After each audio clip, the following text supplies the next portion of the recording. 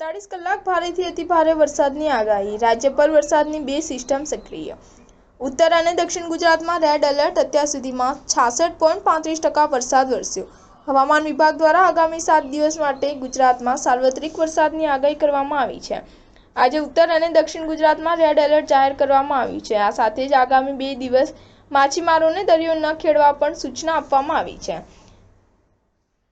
આજે 6 જિલ્લામાં હવામાન વિભાગ દ્વારા અત્યંત ભારે વરસાદની આગાહી કરવામાં આવી છે। સાથે રેડ એલર્ટ પણ જાહેર કરવામાં આવ્યું છે। જ્યારે સૌરાષ્ટ્ર અને કચ્છના ભાગોમાં છૂટાછવાયા વરસાદી ઝાપટા વરસી શકે છે। આજે અમદાવાદ શહેરમાં હવામાન વિભાગ દ્વારા ભારે વરસાદ સાથે યલો એલર્ટ જાહેર કરવામાં આવ્યું છે। આ ઉપરાંત ઉત્તર અને દક્ષિણ ગુજરાતના જિલ્લાઓમાં રેડ અને ઓરેન્જ એલર્ટ જાહેર કરવામાં આવ્યું છે। ગુજરાત પર હાલમાં બે સિસ્ટમ સક્રિય છે, જેને કારણે આગામી 48 કલાક રાજ્યમાં ભારેથી અતિભારે વરસાદ વરસી શકે છે। ઉત્તરના ભાગમાં લો પ્રેશરને કારણે વરસાદી માહોલ રહેશે। આ સાથે જ અત્યંત ભારે વરસાદ પણ આજના દિવસમાં વરસી શકે છે।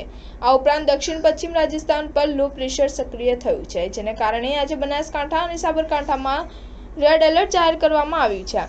તદુપરાંત દક્ષિણમાં ઓફ શોર ટ્રકને કારણે નવસારી, વલસાડ, દમણ અને દાદરા અને નગર હવેલીમાં પણ અત્યંત ભારે વરસાદની સંભાવના છે।